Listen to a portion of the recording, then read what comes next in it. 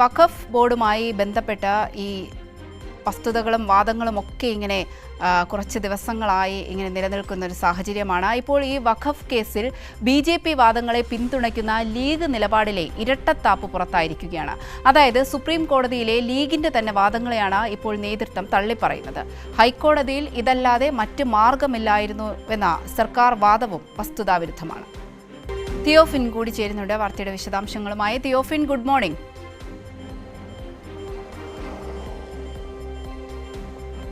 Good morning Avanthika.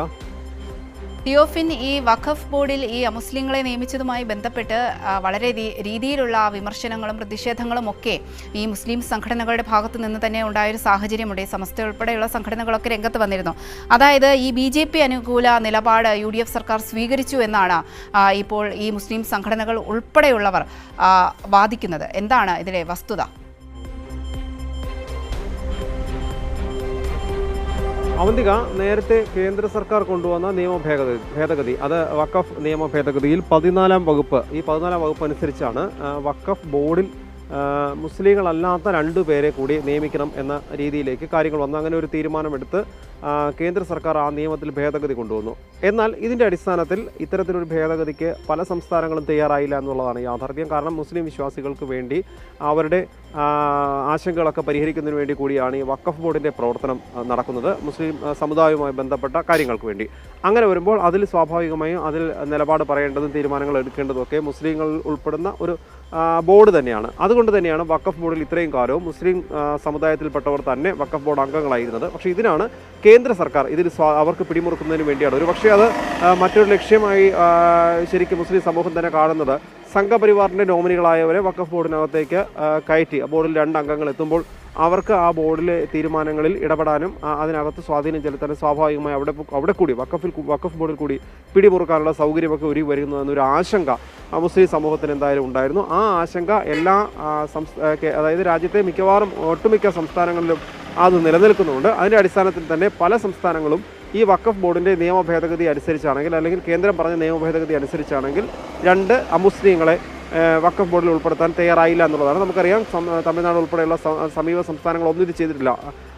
എനിക്ക് ഒരുപക്ഷേ രാജ്യത്ത് മധ്യപ്രദേശ് മാത്രമാണ് അങ്ങനെ ഒരു തീരുമാനത്തിലേക്ക് പോയിട്ടുള്ളത്, 2 പേരെയെങ്കിലും അംഗങ്ങളാക്കിയിട്ടുള്ളത്. ബാക്കി എവിടെയും ആയിട്ടില്ല. പക്ഷേ ഇപ്പോൾ ഈ ഹൈക്കോടതിയിൽ ഈ സംസ്ഥാന സർക്കാർ സ്വീകരിച്ച നിലപാടനുസരിച്ചാണെങ്കിൽ അത് ഹർജിക്കാരനായ ഷോൺ ജോർജിന് അനുകൂലമായ രീതിയിലാണ് ഒരു നിലപാട് അഡ്വക്കേറ്റ് ജനറൽ കോടതിയിൽ പറഞ്ഞത്. ഇതിൽ അമുസ്ലിങ്ങളെ ഉൾപ്പെടുത്തി ബോർഡ് പുനഃസംഘടിപ്പിക്കാൻ തയ്യാറാണ് എന്നൊരു മറുപടിയാണ് അഡ്വക്കേറ്റ് ജനറൽ കോടതിയിൽ നൽകിയത്. ഇത് നമുക്കറിയാം, ഈ ഹർജിയുടെ ഒരു സാഹചര്യം കൂടി സമാനമായ രീതിയിൽ സുപ്രീം കോടതിയിൽ ഹർജികൾ നിലനിൽക്കുന്നുണ്ട്, അതിൽ വാദങ്ങളുമായി മുന്നോട്ട് പോകുന്നുണ്ട്. ഇതിനിടയിലാണ് ഷോൺ ജോർജിൻ്റെ ഒരു ഹർജി കേരള ഹൈക്കോടതിയിൽ വരുന്നത്. ഷോൺ ജോർജിൻ്റെ താല്പര്യം നമുക്ക് അദ്ദേഹത്തിൻ്റെ രാഷ്ട്രീയം തന്നെ പരിശോധിക്കുമ്പോൾ വ്യക്തമാകും. BJPയുടെ ഒരു പ്രധാന നേതാവാണ്. അങ്ങനെ വരുമ്പോൾ ഷോൺ ജോർജിൻ്റെ താല്പര്യം എന്ന് പറയുന്നത് പൂർണ്ണമായും ഇതിൽ രാഷ്ട്രീയ പ്രേരിതം തന്നെയാണ്. അങ്ങനെ രാഷ്ട്രീയ പ്രേരിതമായ ഒരു ഹർജിയുമായി ഒരാൾ പോകുമ്പോൾ അയാൾക്ക് അനുകൂലമായ നിലപാട് കേരള സർക്കാർ സ്വീകരിക്കുന്നു എന്നുള്ളതാണ് ഇവിടുത്തെ ഒരു വൈരുദ്ധ്യം. അങ്ങനെ മറ്റൊരു വഴിയില്ലായിരുന്നു എന്നുള്ളതാണ്. ഇതിനെ മുസ്ലിം ലീഗ് നേതാക്കൾ ന്യായീകരിക്കുന്നു എന്നുള്ളതാണ് മറ്റൊരു വൈരുദ്ധ്യമുള്ളത്. കാരണം ഷോൺ ജോർജ് രാഷ്ട്രീയ ഉദ്ദേശത്തോടു കൂടി തന്നെ നൽകിയിട്ടുള്ള ഒരു ഹർജി, ആ ഹർജിയിൽ സംസ്ഥാനത്ത് ഹൈക്കോടതിയിൽ വാദം നടക്കുമ്പോൾ സംസ്ഥാനം പറയേണ്ട കാര്യങ്ങൾ കൃത്യമായി അഡ്വക്കേറ്റ് ജനറൽ പറഞ്ഞില്ല എന്നുള്ളതാണ് യാഥാർത്ഥ്യം. ഇതുമായി ബന്ധപ്പെട്ട മുസ്ലിം ലീഗ് നേതാക്കളുടെ പ്രതികരണം ഈ സർക്കാർ ഈ BJPക്ക് അനുകൂലമായി സ്വീകരിച്ച, അല്ലെങ്കിൽ ഷോൺ ജോർജിന് അനുകൂലമായി സ്വീകരിച്ച നിലപാടിനെ ന്യായീകരിക്കുന്ന രീതിയിലാണ്. എന്നാൽ ഇത് പറയുന്നതിലൊന്നും ന്യായമില്ല എന്നുള്ളതാണ് യാഥാർത്ഥ്യം. വഖഫിലെ 14-ാം വകുപ്പ് സർക്കാർ ഹൈക്കോടതിയിൽ അംഗീകരിച്ചു എന്നുള്ളതാണ് ഇപ്പോഴത്തെ ഒരു സ്ഥിതി. അങ്ങനെ വരുമ്പോൾ സ്വാഭാവികമായി തന്നെ സുപ്രീം കോടതിയിൽ ഈ കേരളത്തിൻ്റെ കേസ്, സുപ്രീം കോടതി സമാനമായ കേസ് നിലനിൽക്കുന്നുണ്ട്. വേണമെങ്കിൽ ഹൈക്കോടതി ഈ അഡ്വക്കേറ്റ് ജനറലിന് പറയാമായിരുന്നു മേൽക്കോടതിയിലുള്ള ഒരു കേസാണ് അതിൽ നിലനിൽക്കുന്നു എന്നുള്ള കാര്യം ചൂണ്ടിക്കാണിച്ചുകൊണ്ട് തന്നെ പറയാമായിരുന്നു. പക്ഷേ അത് ചൂണ്ടിക്കാണിച്ചില്ല എന്നുള്ളത് യാഥാർത്ഥ്യം. അപ്പോൾ സ്വാഭാവികമായി തന്നെ ഹൈക്കോടതിയിൽ BJP നേതാവ് നൽകിയ ഹർജിക്ക് അനുകൂലമായ രീതിയിൽ സർക്കാർ നിലപാട് സ്വീകരിക്കുമ്പോൾ സുപ്രീം കോടതിയിലെ കേസ് ഇവിടെ ദുർബലപ്പെടുന്നു എന്നുള്ളതാണ് മറ്റൊരു പ്രശ്നം. ഒന്ന്, ഇനി വരുന്ന മറ്റൊരു സാഹചര്യം കൂടിയുള്ളത്, ഈ 14-ാം വകുപ്പിൻ്റെ ഭേദഗതി അനുസരിച്ചാണെങ്കിൽ ഈ കോടതിയിൽ സർക്കാർ അഡ്വക്കേറ്റ് ജനറൽ അനുസരിച്ച് വരുമ്പോൾ ആ ഭേദഗതി അനുസരിച്ച് 2 അമുസ്ലിങ്ങളെ കേരളത്തിലെ വഖഫ് ബോർഡിൽ ഉൾപ്പെടുത്തേണ്ട ഒരു സാഹചര്യം കൂടി വരും. അതുപോലെ തന്നെ മുസ്ലിം ലീഗ് നേതാവ് PMA സലാം ഈ വഖഫ് ബോർഡിൽ 2 മുസ്ലിം വിശ്വാസികളെ ഉൾപ്പെടുത്തിയതിനെ ന്യായീകരിച്ച് സംസാരിക്കുകയും ചെയ്തിരുന്നു. അതനുസരിച്ചാണെങ്കിൽ 2 കാര്യങ്ങളാണ് പുള്ളി പറയുന്നത്. ഒന്ന്, സർക്കാർ നിലപാട് വഖഫ് ബോർഡിനെ ബാധിക്കില്ല എന്ന് പറയുന്നു, അത് തെറ്റാണ്. ഇതല്ലാതെ അല്ലെങ്കിൽ ഇതിനെ ന്യായീകരിക്കുകയല്ലാതെ അല്ലെങ്കിൽ ഈ നിയമ ഭേദഗതിയെ ന്യായീകരിച്ചുകൊണ്ട് ഷോൺ ജോർജിന് അനുകൂലമായി സംസാരിക്കുക എന്നുള്ളതല്ലാതെ മറ്റൊരു വഴിയില്ല എന്നും PMA സലാം വാദിക്കുന്നുണ്ട്. പക്ഷേ ഇത് രണ്ടും തെറ്റാണ് എന്നുള്ളതാണ് യാഥാർത്ഥ്യം. മറ്റൊരു മാർഗ്ഗം സർക്കാരിന് ഇല്ല എന്ന് പറഞ്ഞുകൊണ്ടാണ് ഈ രീതിയിലേക്ക് പോകുന്നത്. ശക്തമായി തന്നെ അഡ്വക്കേറ്റ് ജനറൽ ഹൈക്കോടതിയിൽ ഈ വിഷയം വാദിച്ചിരുന്നുവെങ്കിൽ സംസ്ഥാനത്ത് തിരിച്ചടിയാവുന്ന ഒരു സാഹചര്യം ഉണ്ടാകുമായിരുന്നില്ല. ഇതേ വിഷയത്തിൽ സുപ്രീം കോടതിയിലെ കേസുണ്ടെന്ന കാര്യം ചൂണ്ടിക്കാണിച്ചില്ല. സുപ്രീം കോടതിയിലെ വിധിക്ക് വിധേയമായിരിക്കും എന്നുള്ള കാര്യം വേണമെങ്കിൽ, കാരണം സ്വാഭാവികമായി തന്നെ ഹൈക്കോടതിക്ക് മേലാണ് സുപ്രീം കോടതി എന്നതുകൊണ്ട് സുപ്രീം കോടതിയിലെ വിധിക്കനുസരിച്ചായിരിക്കും സംസ്ഥാനത്തെ കാര്യങ്ങളെന്ന കാര്യം വേണമെങ്കിൽ ചൂണ്ടിക്കാണിക്കാമായിരുന്നു. അതുണ്ടായില്ല. 2 ഒഴിവുകൾ ഈ വഖഫ് ബോർഡിലുണ്ട്. അതിൻ്റെ പേരിലാണ് ഈ ബോർഡ് മരവിപ്പിച്ചതെന്നുള്ളതാണ് യാഥാർത്ഥ്യം. ആ ബോർഡ് ഈ നിലവിൽ കേരളത്തിലെ വഖഫ് ബോർഡ് മരവിച്ച അവസ്ഥയിലാണ്. അപ്പോൾ ഇതിനുള്ള മറ്റൊരു രാഷ്ട്രീയ ലക്ഷ്യം കൂടി കാണേണ്ടതുണ്ട്. ഇടതിനെ അനുകൂലിക്കുന്ന അല്ലെങ്കിൽ പ്രോ ലെഫ്റ്റായ വഖഫ് ബോർഡ് അംഗങ്ങളെ കൂടി ഒഴിവാക്കുക എന്ന ലക്ഷ്യം ഇതിന് പിന്നിലുണ്ടോ എന്ന് കൂടി സംശയിക്കേണ്ടതുണ്ട്. KSMC ഉൾപ്പെടെയുള്ളവരെ ഒഴിവാക്കാനാണ് ലക്ഷ്യമെന്നുള്ളൊരു വാദവും ചിലയിടത്ത് ഉയരുന്നുണ്ട്. എന്തായാലും 14 വകുപ്പ് പ്രകാരം ഈ അമുസ്ലിങ്ങളെ ഉൾപ്പെടുത്തി ബോർഡ് പുനഃസംഘടിപ്പിക്കാൻ തയ്യാറാണ് എന്നാണ് അഡ്വക്കേറ്റ് ജനറൽ ഹൈക്കോടതിയിൽ പറഞ്ഞത്. ഇതുകൂടാതെ തന്നെ നമ്മൾ നേരത്തെ പറഞ്ഞ പോലെ ഹർജിക്കാരനായ ഷോൺ ജോർജിനൊപ്പം ഷോൺ ജോർജിൻ്റെ വാദങ്ങൾ ഇവർ അംഗീകരിക്കുന്ന നിലയിലേക്ക് പോയി. അപ്പോൾ രാഷ്ട്രീയമായി ഒരു ലക്ഷ്യത്തോടു കൂടി ഷോൺ ജോർജ് ഹർജി നൽകിയത് BJPക്ക് വേണ്ടി തന്നെയാണ്. BJP നേതാവാണ്. അങ്ങനെ വരുമ്പോൾ ആ BJP നിലപാടിനോട് യോജിക്കുന്ന രീതിയിലേക്ക് സംസ്ഥാന സർക്കാർ പോയിരിക്കുന്നു. ഇത് ശരിവെക്കുകയാണ് മുസ്ലിം ലീഗ് എന്നതുകൂടി യാഥാർത്ഥ്യമാണ്. ഇത് മുസ്ലിം സമൂഹത്തിനുള്ളിൽ വലിയ വാദപ്രതിവാദങ്ങൾക്ക് വരും ദിവസങ്ങളിൽ കാരണമാകും. സംസ്ഥാനം ഉൾപ്പെടെയുള്ള സംഘടനകൾ ഇതിനെതിരെ പ്രതിഷേധവുമായി വരും ദിവസങ്ങളിൽ രംഗത്ത് വരികയും ചെയ്യും.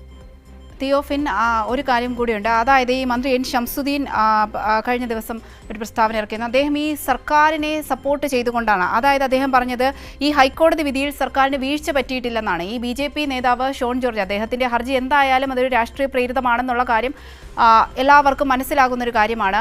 അപ്പോൾ സർക്കാർ ഇതിന് കൂട്ടുനിന്നു എന്നാണ് ആക്ഷേപം. മന്ത്രി N. ഷംസുദ്ദീൻ വ്യക്തമാക്കിയ ഒരു കാര്യമെന്ന് പറയുന്നത്, അതായത് സർക്കാരിന് വീഴ്ച പറ്റിയിട്ടില്ല, സമസ്ത അടക്കമുള്ളവരെ ഈ സർക്കാർ നിലപാട് ബോധിപ്പിക്കും അല്ലെങ്കിൽ ബോധ്യപ്പെടുത്തുമെന്നാണ് അദ്ദേഹം വ്യക്തമാക്കിയിട്ടുള്ളത്. അവന്തിക, ഇപ്പോൾ മന്ത്രി പറയുന്ന കാര്യം ഇത് എങ്ങനെ സംഘടനകളെ ബോധ്യപ്പെടുത്തും എന്നൊരു വിഷയമാണ്. കാരണം നേരത്തെ തന്നെ ഈ വഖഫ് ബോർഡ് നിയമവുമായി ബന്ധപ്പെട്ടുള്ള ഭേദഗതി 14ാം വകുപ്പ് ഭേദഗതി കേന്ദ്ര സർക്കാർ കൊണ്ടുവരുമ്പോൾ സമസ്ത ഉൾപ്പെടെയുള്ള സംഘടനകളൊക്കെ ഇതിനെ ശക്തമായി എതിർത്തിരുന്നതാണ്. അങ്ങനെ വലിയ എതിർപ്പ് സമസ്തയ്ക്ക് ഉൾപ്പെടെയുള്ള സംഘടനകൾക്കുണ്ട്. അത് മുസ്ലിം സംഘടനകൾ ആരും അംഗീകരിച്ചിട്ടുമില്ല. പക്ഷേ ഇപ്പോൾ ഇതിന് വിരുദ്ധമായാണ്. അന്ന് മുസ്ലിം ലീഗും ഇതിനെ എതിർത്തിരുന്നു. ഇതിനിടയിലാണ് ഇപ്പോൾ ഹൈക്കോടതിയിൽ ഒരു കേസുമായി പോയിട്ട് ആ കേസിന് BJP നേതാവ് രാഷ്ട്രീയ ലക്ഷ്യത്തോടു കൂടി നൽകിയ ഹർജിയിൽ ഷോൺ ജോർജിന് അനുകൂലമായി സംസ്ഥാന സർക്കാർ നിലപാട് സ്വീകരിക്കുന്നു എന്നുള്ളതാണ് വൈരുദ്ധ്യം. അതിനെ മന്ത്രി ന്യായീകരിക്കുന്നു. മുസ്ലിം ലീഗ് അത് ന്യായീകരിക്കേണ്ട അവസ്ഥയിലേക്ക് എത്തുന്നു. കാരണം മുസ്ലിം ലീഗ് ഈ സർക്കാരിലെ പ്രധാന കക്ഷിയായതുകൊണ്ട് തന്നെ സർക്കാരിന് പറ്റിയ അല്ലെങ്കിൽ അഡ്വക്കേറ്റ് ജനറലിന് പിഴവ് പറ്റിയെന്ന കാര്യം ചൂണ്ടിക്കാണിക്കാൻ ഇവരാരും തയ്യാറായിട്ടില്ല എന്നുള്ളതാണ്. മന്ത്രി പറഞ്ഞതുപോലെ മന്ത്രി എങ്ങനെ സമസ്തയെ ഇത് ബോധ്യപ്പെടുത്തുമെന്നൊരു വിഷയം കൂടി ഇതിനകത്തുണ്ട്. സമസ്തയുടെ വിഷയം, അതായത് ഇതിനകത്ത് ഏറ്റവും പ്രധാന വിഷയം മുസ്ലിം സമൂഹത്തിന് വേണ്ടിയുള്ള വഖഫ് ബോർഡിൽ കേന്ദ്ര നിയമത്തിൻ്റെ പേരിൽ 2 മുസ്ലിം അംഗങ്ങൾ ഉൾപ്പെടുത്തുന്നു. സ്വാഭാവികമായി തന്നെ അത് എന്തെങ്കിലും സംഘപരിവാർ പശ്ചാത്തലമുള്ളവർ ആണെങ്കിൽ അത് സംഘപരിവാറിൻ്റെ സ്വാധീനം അതിനുള്ളിലേക്ക് ഉണ്ടാകാനുള്ളൊരു സാധ്യത അവിടെയുണ്ട്. അത് ഭയന്നുകൊണ്ട് തന്നെയാണ് മുസ്ലിം സമൂഹം, പ്രത്യേകിച്ച് മതപണ്ഡിതന്മാരും മുസ്ലിം സംഘടനാ നേതാക്കളുമൊക്കെ ഇതിനെ എതിർത്തത്. അതുകൊണ്ട് തന്നെ ഇത് അംഗീകരിക്കാത്തതിനൊരു പ്രധാന കാരണവും ഇത് തന്നെയാണ്. അതിനെ എങ്ങനെ സമസ്തയോട് അല്ലെങ്കിൽ ഇതിനെ എങ്ങനെ വിശദീകരിക്കുമെന്ന കാര്യം നമുക്ക് മന്ത്രി പറയുന്നുണ്ടെങ്കിൽ കൂടി അത് എങ്ങനെയാകുമെന്നുള്ളത് കഴിയില്ല. അത് ബോധ്യപ്പെടുത്തുന്നത് എങ്ങനെയാണെന്നുള്ളതൊരു കാര്യം അതിപ്പോഴും ചോദ്യചിഹ്നമായി അവശേഷിക്കുകയാണ്. എന്തായാലും മുസ്ലിം സംഘടനകൾ ഇപ്പോൾ മുസ്ലിം ലീഗ് ന്യായീകരിച്ചെങ്കിൽ കൂടി മറ്റ് മുസ്ലിം സംഘടനകളിലൊന്നും ഇത് അംഗീകരിക്കാനുള്ള ഒരു സാധ്യതയില്ല. തന്നെയുമല്ല, ഉദാഹരണങ്ങൾ കേരളത്തിൽ ഇങ്ങനെ സംഭവിക്കുന്നു എന്ന് പറയുമ്പോൾ തന്നെ, കാരണം സുപ്രീം കോടതിയിലുള്ള കേസ് ദുർബലമാകുന്ന രീതിയിലേക്ക് കാര്യങ്ങൾ പോകുന്നു. ഇവിടെ ഷോൺ ജോർജിൻ്റെ ഹർജിക്ക് അനുകൂലമായ രീതിയിൽ ഒരു നിലപാടെടുത്തുകൊണ്ട് ഭാവിയിൽ വരും ദിവസങ്ങളിൽ വഖഫ് ബോർഡിലേക്ക് 2 അമുസ്ലിം അംഗങ്ങളെ ഉൾപ്പെടുത്തേണ്ട നിലയിലേക്ക് കാര്യങ്ങൾ പോവുകയാണ്. അത് സ്വാഭാവികമായി അത് ചെയ്യേണ്ടി വരുന്ന അവസ്ഥയിലേക്ക് പോകുന്ന കേസിൽ ഇങ്ങനൊരു നിലപാട് സ്വീകരിക്കുമ്പോൾ, കാരണം അത് ഷോൺ ജോർജിന് അനുകൂലമായൊരു വിധി വന്നിരിക്കുന്നു. അപ്പോൾ ആ നിലയിലേക്ക് തന്നെ കാര്യങ്ങൾ കേരളത്തിൽ പോകും. പക്ഷേ മറ്റ് സംസ്ഥാനങ്ങളിൽ പലയിടത്തും വിശദമായ വിവരങ്ങൾ നൽകിയത്.